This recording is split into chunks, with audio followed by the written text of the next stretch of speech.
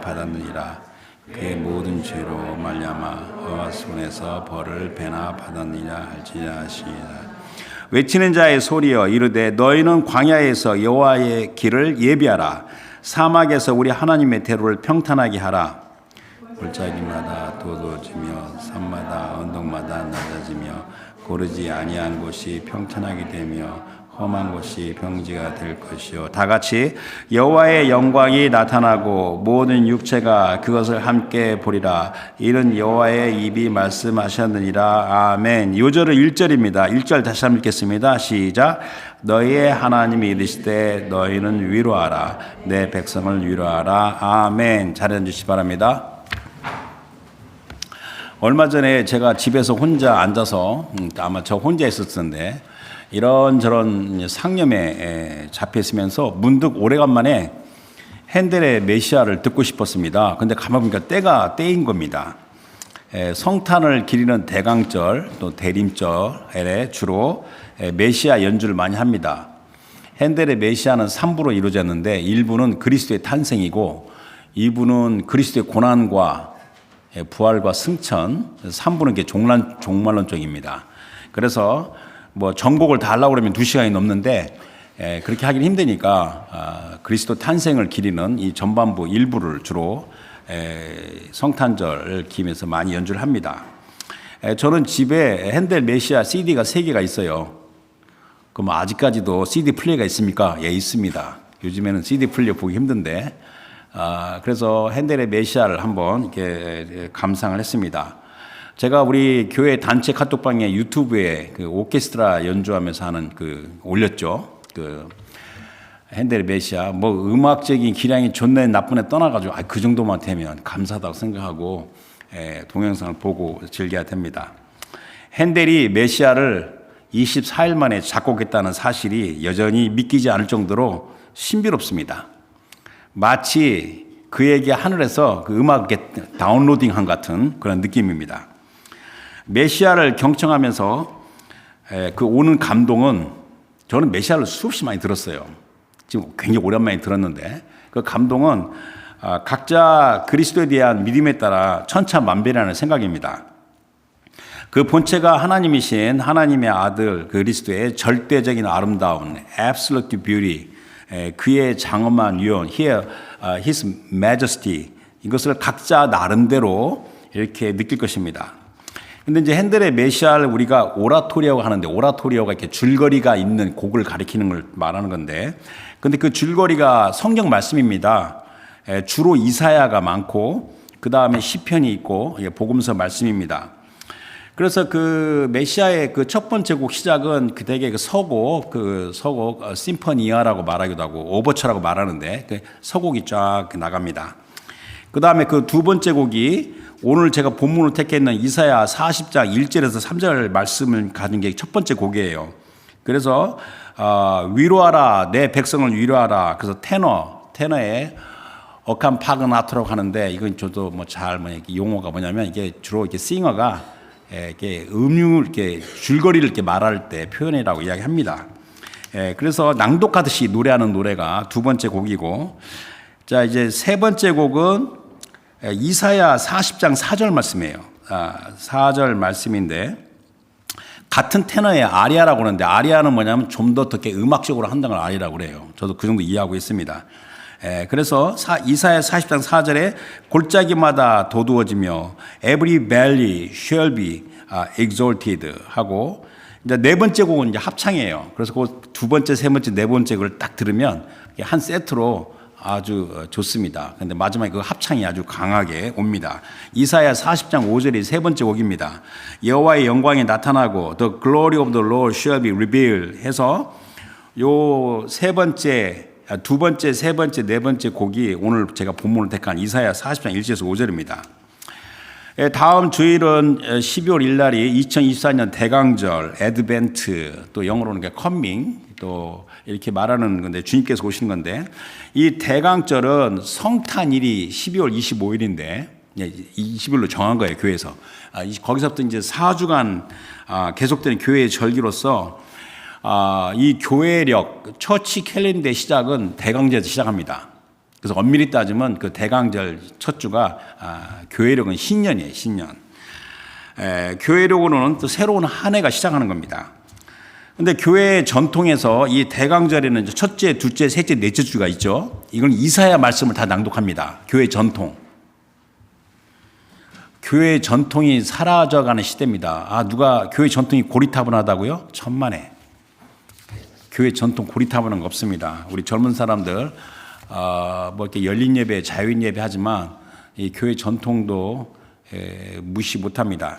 그런데 이제 제가 시간이 없으니까 그걸 다 말할 수 없는데 이제 올해 대강절 첫째 주가 다음 주 12월 2일 날이잖아요. 그때는 이사야 2장 1절에서 5절을 낭송하는데 지금 그걸 말하는 게 아니라 이사야가 처음부터 말하자는 것은 이스라엘 백성이 아니라 열방이에요. 그래서 이사야 2장 2절을 이제 읽고 먼저 시작하게 되면 말일에 끝날에 여호와의 전의 산이 모든 산 꼭대기에 굳게 설 것이며 모든 산 위에 뛰어나리니 만방이 그리로 몰려들 것이다 해서 이사야 2장 2절에 만방이 몰려든다고 그랬는데 이사야 제일 마지막 장 66장 18절에 때가 이르면 문 나라와 언어가 다른 민족들을 모으리니 그들이 와서 나의 영광을 볼 것이며 그다음에 이제 대강절 둘째 주에는 이사야 11장 1절에서 10절인데 이사야 11장 10절에 그날에 이새의 뿌리에서 한 싹이 나서 만민의 기치로 as a banner for the peoples 설 것이요 열방이 그에게 돌아올 것이며 그다음에 셋째 주는 이제 이사야 35장 넷째 주가 바로 성탄 주일인데 그때는 이사야 7장 10절 15절인데 이사야 7장 14절 유명한 말씀이죠. 그러므로 주께서 친히 징조를 너에게 주실 것이라 보라 처녀가 잉태하여 아들을 낳을 것이요 그의 이름을 임마누엘이라 할 것이라. 그러면서 이제 성탄 이브나 성탄일 날은 이제 이사야 62장 말씀을 보는 겁니다. 제가 오늘 본문을 이사야 40장 1절에서 5절을 택했는데 금방 이야기했듯이 핸델 메시아의 서곡을 빼고 두 번째, 세 번째, 네 번째 곡의 줄거리입니다. 그리고 오늘 제목을 우리의 위로, our comfort 이렇게 제목을 정했는데 위로, comfort라고 말하는 것은 위로를 받을 할 상황이 된 거잖아요. 그러니까 여기서 말하는 위로라는 것은 고난의 낙담과 좌절 그리고 무기력한 형편에서 받는 위로인데 위로의 주체는 하나님이십니다. 그리고 위로의 대상은 내 백성, 하나님의 백성입니다. 만물을 통치하신 주 하나님께서 주의 백성에게 회복과 소망의 위로가 되십니다. 여러분들 이제 살다가 보면 여러 가지로 이제 그 많은 고난과 어려움이 닥치는데 그 고난의 낙담과 좌절에서 우리가 주님의 위로를 받는데 그거에 대해서 중요한 영적 원리가 있어요. 이걸 함부로 이렇게 말하기가 좀 너무나 방대한 양인데 우리 하나님께서는 택하신 언약의 백성이 범죄하고 거역하고 거스릴 때 오래 참으십니다. 하지만 그 가운데 주의 뜻에 따라 엄중히 징계하십니다. 그러나 우리 주님의 징계는 멸망이 아니라 회복입니다. 그 징계가 다 마치면 우리 주님은 언약의 말씀에 따라 반드시 그걸 회복하십니다. 그래서 성도들은 하나님의 징계를 100% 이해를 못해요. 하나님의 징계 가운데 말씀을 붙잡고 그 말씀이 회복에 대한 말씀이잖아요. 회복의 소망으로 견딘과 오래 참음으로 나아가면서 그들이 거룩하고 흠이 없게 하시는 겁니다. 그러니까 하나님의 징계는 훈육의 훈육, 디시플린입니다. 그래서 이제 구약에 지나서 신약에 와서 신약에서 이 징계, 이 디스플레인 단어가 제일 많이 나오는 단어가 히브리서 12장인데 이제 제일 먼저 히브리서 12장 5절에서 7절 11절 말씀 보고 넘어가겠습니다. 히브리서 12장 5절입니다. 또 아들들에게 권하는 것 같이 너희에게 권면하신 말씀도 잊었도다. 일러스되 내 아들아 주의 징계하심, 이 징계하심이 디스플린이에요. 그리고 뭐 제가 부득불 이제 그 원어를 한두 번 사용해야 되는데 파이데이아인데 이게 어린아이를 이렇게 가리킬 때 쓰는 단어예요. 어린아이를 훈육할 때 쓰는 단어고 그 다음에 히브리 말로 징계는 게 무사르입니다. 무사르. 이 무사르라는 것은 지금 여기 오크에 있는 그 유대인 회당에 가도 무사르 반이 있어요. 훈육반이.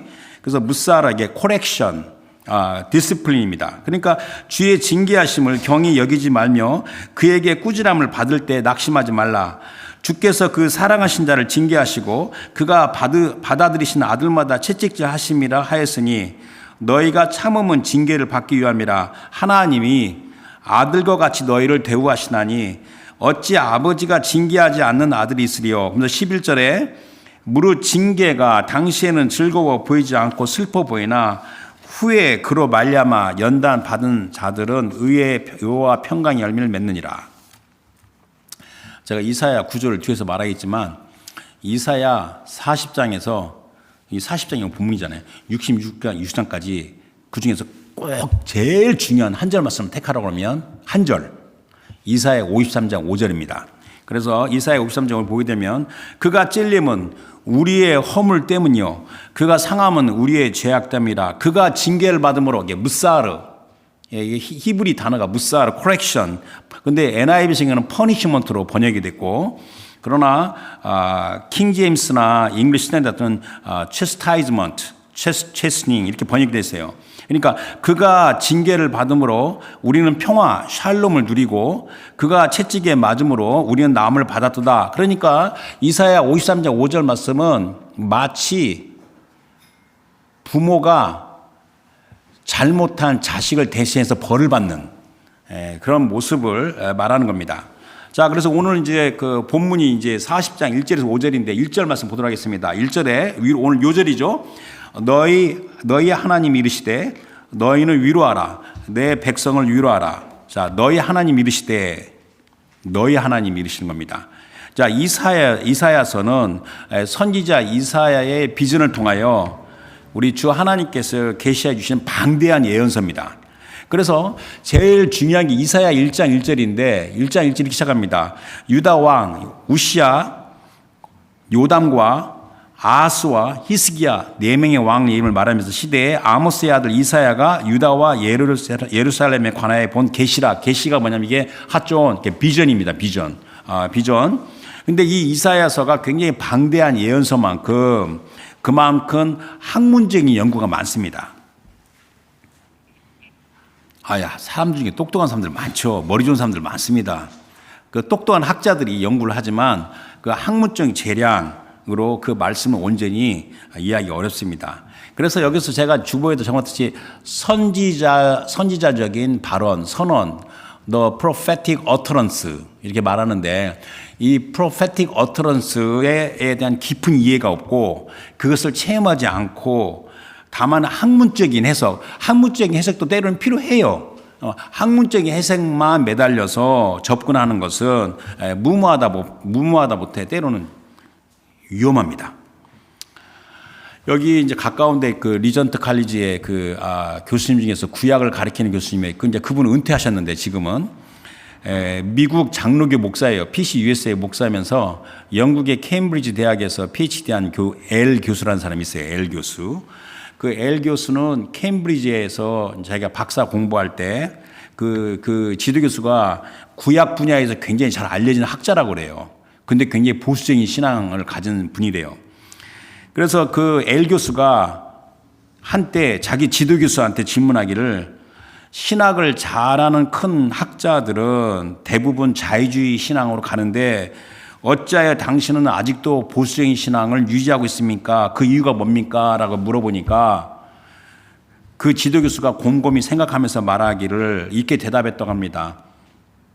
그들은 신학을 공부하면서 어느 순간부터 기도를 멈췄다. 멈췄기 때문에 그렇다. 꾸준한 기도 생활이 그 답이다. 그렇습니다. 선지자들 통하여 주신 하나님의 계시의 말씀은 과거와 미래를 포함하는 엄연한 사실인데 이 사실을 무시하고 객관적이라고 해서 역사적인 사실 갖고 객관적인만 따지는 그 학문적인 역사적인 자료만 따지는 학문적 여기에는 그게 반영이 잘 안 돼요. 그러니까 아까도 말했지만 학문적인 연구는 필요한데 기도를 멈춘 학문적 연구 또한 여러분들 신앙생활 할 때 기도가 병행되지 않는 성경 공부가 얼마나 제한적이고 때로는 위험한지를 인식해야 됩니다. 이사야 이 내용을 1장부터 66장까지 쭉 보게 되면 특별히 그 뒷부분은 이사야 이후에 약 200년 동안에 그 당시에 그 고대 근동의 그 정치 상황을 그대로 말해주고 있습니다. 그런데 놀랍게도 이사야에 나와 있는 그 말씀 그대로 정치적으로 이루어집니다. 그러니까 이 성경이라는 것은 여러분들 이 구조도 알려면 한참 얘기해야 되는데, 성경이 이사야가 다 예언서를 쓰고 했지만은 나중에 모아서 편집되는 건 나중에 편집이 된 거죠. 편집이 리덕션. 그러니까 성경의 그 편집된 관점에서 볼 때 이사야에 나오는 게 역사적이 너무나 정확히 맞으니까 후대에 기록하지 않았나 그렇게 생각하는 것이 학문적인 생각이에요. 그래서 이사야의 구조의 구성에 대하여 학문적 연구에서 보편적으로 받아들이는 한 제안이 이사야를 세 개로 나눠요. 그런데 이것은 여러분들이 좀 제1 이사야 1장부터 39장까지고, 제2 이사야는 40장에서 55장까지인데 이게 바벨론 그 포로 기간 동안에 일어난 사건을 말해주는 거고, 이사야 56장에서 60장까지 제3 이사야, 그런데 이게 바벨론 포로 이후의 이야기거든요. 너무 정확해요. 근데 이것을 이렇게 말을 하는데 이런 구분은 좀 잠재적인 문제가 있어요. 그걸 설명하는 거는 지금 스콥이 아닌 것 같아요. 그러나 제1 이사야, 제2 이사야, 제3 이사야 말하는 거는 저자가 여러미야라고 암묵적으로 주장하는 겁니다. 또 하나의 이제 그 제안으로, 이사야 구조의 그 구분에 대한 제안으로, 하나님께서 택하신 그 백성이 있어요. 이스라엘 백성이 죄를 짓고, 근데 하나님께서 그 이스라엘 백성을 구원시키는 방법이 첫 번째 심판을 경고합니다. 그다음 두 번째 심판이 임해요. 세 번째는 이제 회복하는 겁니다. 그러면서 이게 다 종말론적인 구원, 종말 구원 다 연결이 돼요. 이게 교차돼서 막 연결이 돼서 구조가 되어 있습니다. 그래서 또 세 개를 나누는데, 이사야 1장 1절 이후에 이사야 1장 2절부터 35장까지, 그 다음에 이사야 36, 37, 38, 39, 이거는 역사적인 사실 히스기야 이야기 있고, 그 다음에 40장부터 66장까지 세 번째, 이 뒷부분은 구언약에서 신언약으로 불리는 향후 200년 동안 구약의 이스라엘 백성이 바벨론 포로 유배와 또 귀환과 또 마지막으로는 하나님의 백성 그 회복과 종말론적인 구원에 대한 예언입니다. 그래서 좀 딱딱하지만 제가 이야기했는데, 결론적으로 말하면 이사야는 크게 명백하게 확실하게 두 부분으로 나눠집니다. 1장과 39장, 40장과 66장. 근데 40장에서 66장까지가 27장인데 이걸 또 9장씩 그 구분이 돼요. 근데 그 9장씩 구분되는 것이 놀랍게도 계속 반복되는 후렴구의 말씀이 있어요.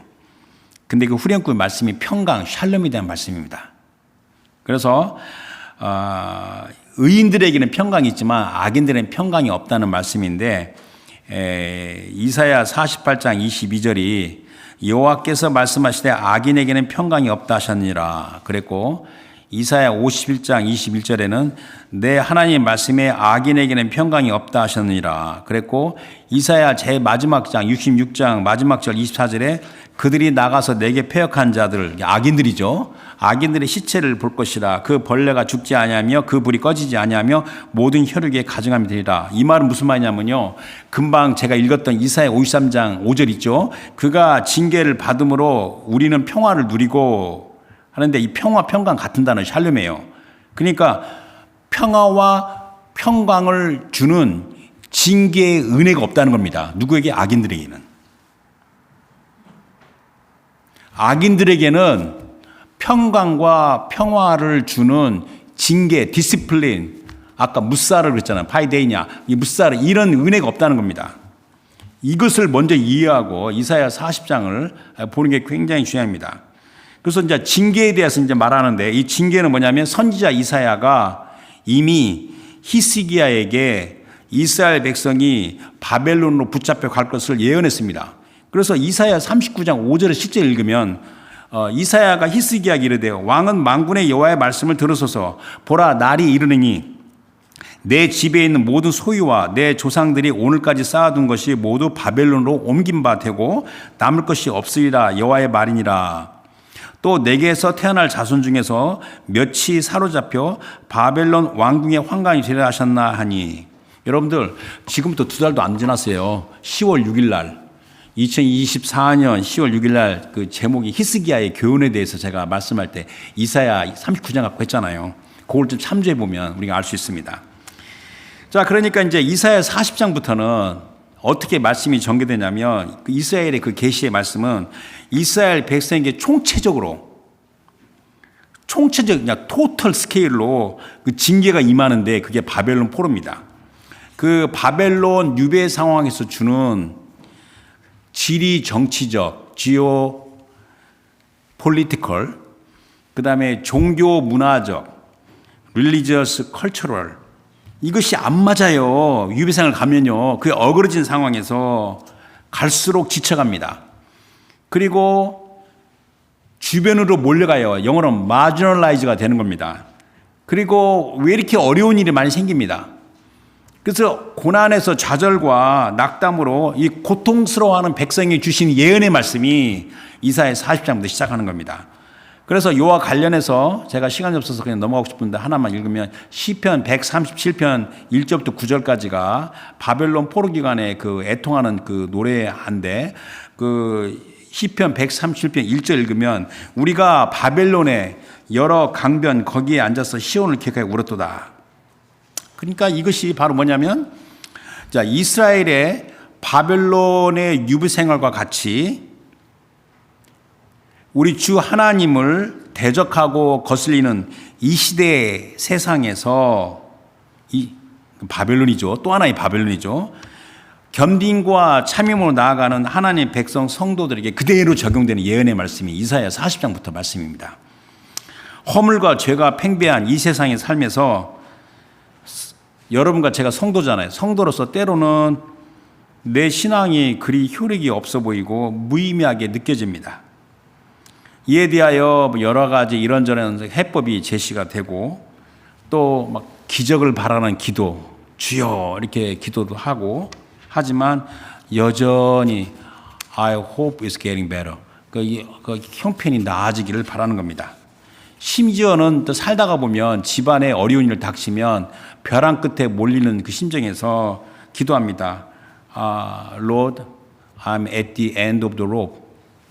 벼랑 끝에 있습니다. 그 끈의 마지막에 있습니다. 라고 기도하면서 help me, 도와주세요. 기도하면서 그런 기도하게 되면 기뻐야 되는데 왠지 자기 잘못한 것만 떠올라.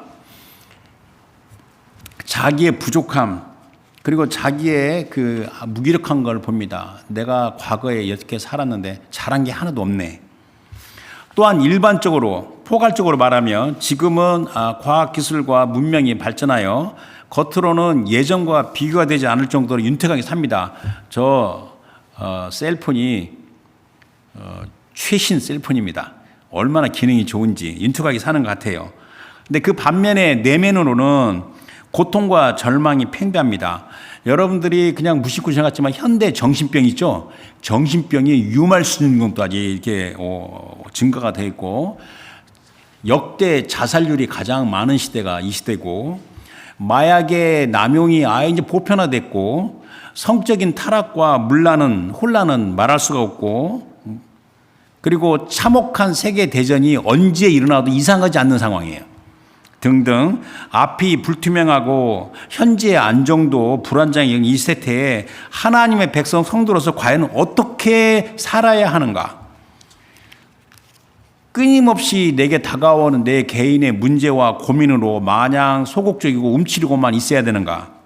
아니면 오늘 또 이렇게 우리가 아무도 방해하지 않는데 자유롭게 나와서 예배 드리잖아요. 이와 같이 신앙의 자유하면서 더 적극적으로 전능한 주님께 감사와 찬양으로 예배하며 강하고 담대히 나가야 되는가?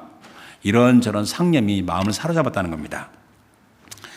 이사야 후반부 이 40장에서 66장까지는 이 구언약의 신언약으로서 일명 구약의 복음서입니다. 그래서 제가 설교자로서 한 제안이 뭐냐면 아까 예배 시작할 때 제가 11월 마지막 주라고 했잖아요. 올해 남은 한 달여 기간 동안에 이사야 40장부터 66장까지를 여러 번 정독하면서 마음에 일어난 감동으로 기도하며 2024년을 돌아보며 정리를 했으면 좋겠습니다. 제가 제안하는 겁니다. 이사야 40장에서 66장까지 첫 단어가 뭐냐? 첫 단어가 뭡니까? 우리 한국말에서는 너희 하나님 이르시되 그랬는데 히브리 원문의 첫 단어가 위로입니다. 위로라는 단어가 첫 단어예요. 그리고 구약 성경을 또 헬라어로 이렇게 해놓은 그 시신명에서도 위로라는 단어가 첫 단어입니다. 그러니까 이사야서를 후반부 시작하는 40장의 첫 단어가 위로입니다. 위로. 그래서 선지자적 선언, prophetic utterance, 이것은 주의 징계라고 그랬죠. 그는 말미암아 이스라엘 백성이 BC 586년에 그 예루살렘 멸망을 해요. 그리고 바벨론 포로로 가요. 그리고 시간이 지나면서 영적으로 크게 낙담합니다. 하나님의 언약의 말씀이 조금도 이루어지지 않은 것 같아요. 주 여호와 하나님을 섬기는 개인적인 신앙과 개인적인 소명과 이 공동적인 신앙과 공동적인 그 보케이션이 시들하게 보입니다. 그래서 이사야 40장 전체를 다 봐야 되는데 이사야 40장 27절에 이렇게 말합니다. 야곱아 어찌하여 내가 말하며 이스라엘아 내가 이르기를 내 길이 여호와께 숨겨졌으며 내 송사는 내 하나님에서 벗어난다 하느냐. 이에 대하여 우리 주님은 선지자를 통하여 책망조로 대답하십니다. 그래서 이사야 40장 21절에 이렇게 말합니다. 너희가 알지 못하였느냐? 너희가 듣지 못하였느냐? 그러니까 영어로 하면 Do you not know? Have you not heard? 이게 책망조입니다. 약간 이게 반문 수사법으로. 태초부터 너에게 전하지 아니하였느냐? 땅의 기초가 창조될 때부터 너희가 깨닫지 못했느냐? 그러면서 이사야 40장 28절에도 동일하게 너는 알지 못하느냐? 듣지 못하였느냐? 영원하신 하나님 여호와 땅끝까지 창조하신 이는 피곤하지 않으시며 곤비하지 않으시며 명철이 한없으시며. 그러니까 주의 징계에서 낙담과 좌절하는 백성에게 주시는 그 예언의 말씀의 내용이 바로 뭐냐면 우리 주님은 창조주시다. 절대 주권, 모든 걸 통치하시는 전능자심을 거듭 선포하는 겁니다. 우리 주님은 또 동시에 이스라엘 백성이 죄를 짓고 하나님 백성이 죄를 짓는 것이 그 사람들의 죄성도 있지만 흑암과 죄의 권세가 있죠. 우리 주의 백성을 미혹하는 그 대적 원수를 반드시 물리치는 용사인 걸 선포합니다. 그래서 이사야 42장 13절에 여호와께서 용사같이 나가시며 전사같이 분발하여 외쳐 크게 부르시며 그 대적을 크게 치시로다. 자, 그러니까 여기서 이제 우리가 생각을 정리하는 게 중요한 게 뭐냐면 주의 징계하심, 디스플린, 그 목적과 선한 의도에서 위로를 받으라는 이야기입니다. 그래서 우리 주님의 징계의 선한 목적과 그 좋은 의도의 위로를 받으면서 오히려 신뢰와 믿음으로 분발하기를 선지자 통해서 하시는 말씀입니다. 따라서 성도들은 낙담과 좌절의 상황에서도 오히려 그러니까 오늘 이게 말씀의 핵심입니다. 내가 낙담과 좌절이 될수록 오히려 내가 위로의 말씀을 붙잡고 주님과 더 친밀히 동행하기를 결단하며 나가야 됩니다. 더욱 주님께 감사와 찬양으로 나아가야 합니다. 그래서 이사야 42장 12절에 여호와께 영광을 돌리며 섬들 중에서 만민 중에서 그의 찬송을 돌릴지어다. 그래서 오늘 메시지의 핵심이 뭐냐면 성도들은 구약의 비를 말하면 이게 남은 자예요. The remnant. 성도들은 살아계시고 거룩하신 주 하나님을 섬기는 삶의 여정에서 어떠한 상황에서도 때로는 무슨 이유로든지 마음의 슬픔과 고통이 가득하더라도 또는 열등감과 무기력함이 몰려오더라도 마음과 육체가 쇠약해져 가는 것 같이 느껴지더라도 주님, 제 삶이 주님의 영광이 되게 하시옵소서 라는 정신으로 매사에 하나님 영광을 위해서 노력해야 되는 겁니다. 하나님을 영광해서 노력하는 겁니다. 그 성도들은 무엇보다도 우리 주님의 절대 주권적인 통치하심, 이 사실에서 믿음으로 힘과 능력을 가져야 됩니다. 더 중요한 것은 성도들은 내가 받는 징계가 무엇인지를 우리 하나님께서는 너무 잘 알고 계시고, 그 가운데 우리 하나님이 진노 가운데 징계하시더라도 위로하시는 신실하신 하나님이라는 것을 알아야 된다는 겁니다. 이 사실이 바로 우리의 위로입니다. 그래서 이사야 40장이 어떻게 끝나냐면, 오늘 본문이 이사야 40장이잖아요. 이사야 40장 29절 31절 보도록 하겠습니다. 피곤한 자에게는 능력을 주시며 무능한 자에게는 힘을 더하시나니 소년이라도 피곤하며 곤비하며 장정이라도 넘어지며 쓰러지되, 그 다음에 31절이 40장을 마무리하는 말씀이죠. 오직 여호와를 앙망하는 자는 새 힘을 얻으리니 독수리가 날개치며 올라감 같을 것이요 다른 박질 하에도 곤비하지 아니하겠고 걸어가도 피곤하지 아니하로다. 그러니까 1절에 이렇게 나오죠. 자, 너희는 위로하라. 내 백성을 위로하라. 그러니까 이 내 백성이 누구냐면 우리 주 하나님께서 처음부터 언약으로 택하신 아브라함의 자손 야곱 주의 백성입니다. 그래서 이제 좀 이게 지금 벌써 지금 시간이 1절만 해도 시간이 많이 가니까 5절까지 하려면 밤새 해야 되잖아요. 그러니까 빨리 해야 될 것 같은데, 이사야 40장에서 66장까지는 여호와의 종의 노래가 4개 나온다는 걸 잘 알고 있죠. 제가 옛날에 설교를 여러 번 했으니까. 이 여호와의 종은 직접적으로는 메시아 그리스도를 가리켜요. 그러나 넓은 의미에서는 메시아에 속한 그리스도의 백성과 이렇게 혼재돼서 말이 사용되어 있어요. 그래서 여러분들이 아까 제가 제안한 것처럼 이사야 40장에서 60장까지 꾸준히 읽다 보면 여호와의 종이 갑자기 하나님 백성을 가리키는 말씀들이 쭉 있어요. 그러니까 직접적으로는 메시아 그리스도예요. 넓은 의미에서는 하나님의 백성입니다. 그래서 2절 보겠습니다. 2절. 자, 2절. 자, 너희는 예루살렘의 마음에 닿도록 말하며 그것에게 외치라. 그 노역의 때가 끝났고 그 죄악이 사함을 받았느니라. 그의 모든 죄로 말미암아 여호와의 손에서 벌을 배나 받았느니라 할지니 하시니라. 자, 여기에서 너희는 예루살렘의 마음이에요. 예루살렘의 마음에 닿도록. 그러니까 성전이 있는 예루살렘 이미 멸망했어요. 성전이. 지금 이때는 이제 예언이니까, 선 예언이니까. 예루살렘의 마음이라는 건 뭐냐면 어디에 있든지 하나님의 언약을 백성 가리키는 게 환유법이에요. 환유법이라는 건 뭐냐면 이렇습니다. 여러분들 캐나다의 서울이 어디예요? 오타와잖아요. 서울은 대한민국 수도를 말하는 거잖아요. 그래서 서울이라는 단어가 환유법이에요. 서울 그럼 수도를 가리키는 거예요. 마찬가지로 예루살렘의 마음 그러면 이스라엘 백성을 가리키는 겁니다. 자, 그 노역의 때가 끝났고 했는데 그 노역의 때 끝났다는 것은 이게 NIV 성경은 her hard service라고 했는데 다른 영어 메이저 트랜스레이션 전부 다 her warfare예요. 이게 맞습니다. 이게 원래 히브리 단어 군대 짜바라는 군대인데 그 군대에서 하는 그 책임 의무가 끝났다는 겁니다. 이 말은 무슨 말이냐면 이게 전쟁의 단어인데 믿음으로 분투 노력하며 싸우는 때로서 이스라엘 백성이 그 징계 가운데 전쟁을 수행하면서 걷는 각종 고역입니다. 그러나 정하신 때, 하나님 정하신 때에 분투 노력하는 그 싸움이 그치고 그 노역이 종료되는 겁니다. 자, 그 죄악이 사함을 받고 벌을 배나 받았다 하는 것은 뭐냐면 우리 주님께서 그 노역, 그 분투 노력하면서 싸워서 나아가는 애쓰고 고난하고 어렵고 힘들고 하는 도전, 이것이 다 우리 주님의 뜻이고 그 가운데 성도들은 참음과 견딤으로 하나님께서 선포한 결과입니다. 이제 끝났다. 그래서 우리 주님께서 그러니까 항상 중요한 게 뭐냐면 이렇습니다. 끝을 알고 시작하면 일이 굉장히 쉬워요. 끝을 모르면 굉장히 어렵습니다. 그래서 여러분들 한번 제가 좀 시간이만 가더라도 여러분 굉장히 힘들어요.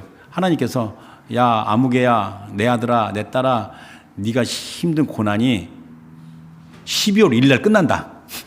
그러면 얼마나 좋아요. 12일 끝나니까 알잖아. 근데 이게 12월 1일 날 끝날지 이게 2025년까지 갈지 모르잖아. 예를 들면 그러잖아요.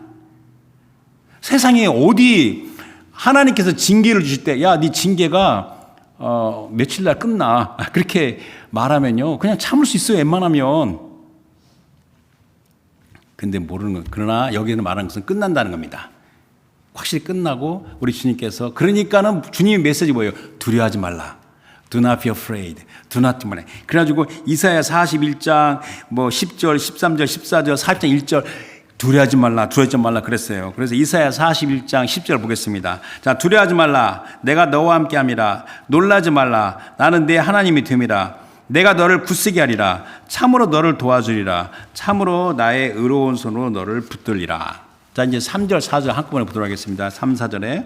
자, 외치는 자의 소리여 이르되 너희는 광야에서 여호와의 길을 예비하라. 사막에서 우리 하나님의 대로를 평탄하게 하라. 골짜기마다 도두어지며 산마다 언덕마다 낮아지며 고르지 아니한 곳이 평탄하게 되며 험한 곳이 평정될 것이요. 자, 너희는 광야에서 여호와 길을 예비하라. 사막에서 하나님 대로를 평탄하게 하라. 이것은 주의 백성에게 회복과 구원이 되는 우리 주 하나님의 임하심, 임재하심을 준비하라는 말씀입니다. 그래서 잘 알다시피 신약 성경에서는 그리스도의 길을 준비한 세례 요한의 사역을 예표한 말씀으로서 이 말씀은 사복음서 마태, 마가, 누가, 요한복음이 다 나와 있습니다. 또한 주의 다시 임하심, 이것은 그리스도의 다시 오심은 이 광야와 사막과 같은 이 세상에서 준비하는 모든 성도의 사역을 예표하는 말씀입니다. 그래서 여러분과 저는 이 광야 같고 사막 같은 이 세상에서 주의 길을 예비하는, 그리고 예비하는 가운데 주의 유라심에 있는 성령의 사람들입니다. 그래서 우리가 주의 오심, The coming of the Lord, 이게 대강절이에요. 대강절은 지금 우리가 주의 첫 번째 강림하심을 기리는 거잖아요. 그러나 이 주의 오심은 그리스도 예수의 성신 탄생뿐만 아니라 이 시대의 마지막 때 주의 다시 오심, 그러니까 His end time return, 마지막 오심까지 포함한 겁니다. 그러니까 그 그리스도의 초림과 재림, 또 초림과 재림 사이의 모든 것을 포함하여 주님의 임하심, 임재하심을 말하는 겁니다. 지금 여러분과 저는 그리스도의 초림과 재림 사이의 이 시대에서 성령의 기름 부심을 받고 그 성령의 기름 부심에서 성령의 위로함을 받습니다. 그리고 하나님께서 우리를 위로하시면서 우리가 믿음의 수고와 헌신으로 주의 길을 예배한 하나님의 백성입니다. 그래서 여러분들 위로하라 그랬잖아요. 위로하라는 것은 이게 첫 단어가 위로한데, 이게 히브리말 나함이라는 단어인데, 근데 이제 히브리말 제끼고 헬라어로는 이제 파라칼레오라는 단어인데, 파라칼레오는 단어인데, 이 신약 성경에 보혜사가 헬라어로는 파라클레토스입니다. 이게 같은 단어로 연결되어 있는 겁니다. 그래서 우리가 보혜사를 보통 컴포터라고 말하는 경우도 있고 헬퍼라고 말하는 경우도 있습니다. 그러니까 그리스도도 보혜사요, 성령도 보혜사입니다. 다시 말하면 그리스도는 보혜사 위로자이시며 하나님의 성령은 또 다른 보혜사 위로입니다. 자, 그래서 요한복음 14장 16절 17절 그 다음에 26절 보도록 하겠습니다. 자, 내가 아버지께 구하겠으니 그가 또 다른 보혜사, 그러면 보혜사가 예수님이고 또 다른 보혜사가 성령이잖아요. 또 다른 보혜사를 너에게 주사 영원토록 너희와 함께 있게 하리니 그는 진리의 영이라. 세상은 능히 그를 받지 못하나니 이는 그를 보지도 못하고 알지도 못함이라. 그러나 너희는 그를 아나니 그는 너희와 함께 거하시며 또 너희 속에 계시겠습니다. 그러면서 26절에 보혜사, 위로자입니다. 곧 아버지께서 내 이름으로 보내실 성령, 그가 너에게 모든 것을 가르치고 내가 너에게 말한 모든 것을 생각나게 하리라. 자, 그래서 여러분과 저는요, 자, 위로하라, 내 백성을 위로하라. 근데 그게 가장 큰 핵심이 성령의 파라클레토스, the comforter, 또 헬퍼, 그 위로자가 우리에게 임하시는 겁니다. 그래서 우리는 성령의 임하심에서 하나님의 위로에 있는 주의 백성입니다. 우리는 하나님의 언약의 백성, 성령의 사람들로서 하나님의 대로 죄사함과 회복과 구원의 길을 예비하는데 우리는 믿음의 수고와 헌신을 하는 백성입니다. 그리고 우리가 이미 주의 위로하심은 있습니다. 그래서 우리의 삶에 보혜사, 위로자, 성령의 권능으로, 어노인팅으로, 자, 골짜기마다 도도지죠. 골짜기가 뭐죠? 골짜기에 이게 깊이 패인 겁니다. 이게 성경의 윤희법이에요. 여러분과 제 안에 있는 모든 열등감과 무기력함이 무너진다는 겁니다. 그러니까 골짜기마다 도도지고, 자, 산마다, 이 산은 뭐냐면 내가 이 장애예요. 산마다 언덕마다는 온갖 장애들이 다 낮아지고, 자, 고르지 못한 거, 이게 잠언에서 나오는 표현인데, 고르지 못한 것은 뭐냐면 내 안에 구부러지고 거짓된 부분입니다. 저도 신앙생활에서 보면 내 안에 거짓된 게 많이 이렇게 교정되는 걸 느껴요. 그러니까 고르지 못한 거, 구부러지고 거짓된 부분이 평탄하게 되고, 저 험한 곳은 뭐냐면 강팍하고 거슬린 겁니다. 여러분 신앙생활을 하더라도요, 사람마다 강팍함이 다 있어요. 그 강팍하고 거슬린 부분이 평지가 되는 겁니다. 이를 위하여 성령의 충만함, 그리고 성령으로 기도함이 얼마나 중요한지 다시 생각하게 됩니다. 그래서 우리가 그 다음 마지막 5절 보기 전에 유다서 1장 20절 21절 보도록 하겠습니다. 사랑하는 자들아, 너희는 너희의 지극히 거룩한 믿음 위에 자신을 세우며 성령으로 기도하며 하나님의 사랑 안에서 자신을 지키며 영생에 이르도록 우리 주 예수 그리스도의 궁을 기다리라. 자, 마지막으로 5절 보십니다. 여호와의 영광이 나타나고 모든 육체가 그것을 함께 보리라. 이는 여호와의 입이 말씀하셨느니라. 자, 가깝게 말하면 이사야 40장이 컨텍스니까 주의 백성이 바벨론 유배지에서 본토로 돌아가게 하실 때 우리 주께서 모든 사람이 주의 영광을 알게 된다는 예언이라고 보는데, 그러나 엄밀히 말하면 그때 열방의 모든 사람이 여호와의 영광을 보는 게 아닙니다. 영적으로 깨있는 사람 봤어요. 특히 느헤미야, 에스라, 그 보면 알잖아요. 영적으로 깨있는 사람은 여호와의 영광을 봤어요. 고레스 왕의 칙령 이런 것들 다 이게 나오는 거예요. 전부 다 이사야서에. 또 그때 바벨론에서 이스라엘이 돌아올 때 이스라엘 백성이 다 돌아온 게 아니에요. 근데 이사야서 앞서에 아까 제가 그 이스라엘 백성이 어디서 보냐면 북쪽, 남쪽, 동쪽, 뭐 어디 서쪽 다 세계 곳곳에서 돌아올 걸 말했는데 그것이 또 가리키는 게 아니에요. 모든 육체가 보는 하나님의 영광은 1차적으로 하나님의 아들 그리스도의 성육신으로 모든 사람이 알게 되는 주의 영광입니다. 그래서 아까 우리가 저 교동문을 할 때 읽었던 그런 거죠. 요한복음 1장 14절에 말씀이 육신이 되어 우리 가운데 거하심에 우리가 그의 영광을 보니 아버지 독생자의 영광이 은혜와 진리가 충만하더라. 그런데 그 예수 그리스도의 영광도 모든 사람이 본 게 아니에요.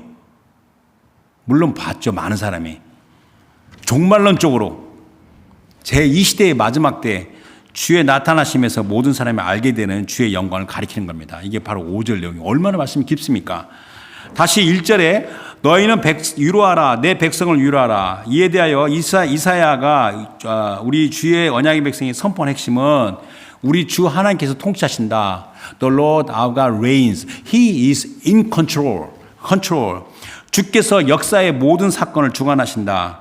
거슬리고 대적하는 이 시대의 세상의 현실에서 그 모든 상황에서도 우리 주님은 모든 것을 통치하시는 절대 주권자이시며 주의 백성의 모든 것을 알고 계신다. 여러분과 저의 모든 걸 우리 주님께서 알고 계신다. 주의 선하심과 인자하심과 신실하심이 조건과 상황을 초월하여 주의 백성 성도들에게 확고하다. 그래서 주님께서 통치하신다. The Lord reigns. 이게 얼마나 중요한지. 이제 말씀 다 끝났는데 어떻게 위로를 받냐면 여러분, 당신의 가장 어둡고 비참한 순간에도 주님은 통치하고 계신다. 악이 기승을 부리며 승리하는 것처럼 보여도 주님은 통치하고 계신다. 하나님의 독생자 그리스도께서 십자가에 못 박히고 비참한 죽음을 맞이하실 때도 주님은 통치하고 계신다. 그 아들 그리스도께서 무덤에서 다시 살아나실 때도 우리 주 하나님은 통치하고 계신다. 당신의 소명이 불가능하게만 보여질 때도 주님은 통치하고 계신다. 절대 주권으로 통치하시는 우리 전능한 주 하나님께서 당신을 위로하신다. 이것이 우리의 위로라는 겁니다. 이에 우리의 반응이 뭡니까? 이에 우리의 반응이 무엇입니까? 마음에 있는 모든 동요와 염려와 불안과 불안정이 잠잠해지며 우리 주님을 진실로 경외함으로 들어가는 겁니다. 잠잠함과 경외함으로 주의 임재하심 들어갑니다. 그러므로 만물을 통치하시는 우리 주 하나님의 절대 주권에서 여러분과 저는 우리의 믿음이 성장하도록 노력해야 됩니다. Feed your faith on God's sovereignty. 하나님의 절대 주권에서 내 믿음이 성장하도록 노력해야 됩니다. 전능하신 우리 주님의 소명과 위로에 있는 자는 결코 낙심하지 않습니다. 물론 비록 인간이니까 자신의 연약함으로 잠시 낙심할 수 있지만 곧바로 무너지지 않고 일어서서 주님의 위로 가운데 굳세게 서서 나아갑니다. 참으로 이상하고 신비로운 백성이 하나님의 백성입니다. 그들은 그 어떤 상황에서도 변하지 않는 하나님의 위로에 있는 겁니다. 제일 마지막으로 어떤 말씀 보면 좋을까 할 때 시편 37편 23절 24절만 생각나세요. 시편 37편 37편 23절 여호와께서 사람의 걸음을 정하시고 그의 길을 기뻐하시나니 그는 넘어지나 잠시 비틀거리나 아주 엎드리지 아니하면 여호와께서 그의 손으로 붙드심이로다. 이게 하나님의 위로지 뭐겠습니까? 그래서 우리 소부장의 성도들 이 시대는 모든 것이 급속도로 변하는 겁니다. 갑자기 모든 게 변할 수 있는 상황입니다. 그리고 얼마든지 힘들고 어려운 일이 많이 있을 수 있습니다. 이런 가운데 우리의 회복과 구원의 소망이 되신 우리 주님이 우리의 위로가 되신다. 우리 주께 통치하신다. 그 말씀 붙잡고 주께서 부르신 삶의 영역에서 주를 기쁘시게 하는 복된 자가 되길 주님 축원합니다.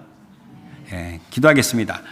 오늘 말씀에 따라 기도하는데 하나님 아버지 인간적으로 크고 작고 많고 적고 이것저것 따지고 고민하고 비교하고 그런 것들이 많은데 오늘 말씀 가운데 온전히 받아들이면서 주님의 통치하심, 우리 하나님의 서버렌티에 더 깊은 은혜로 들어가길 원합니다.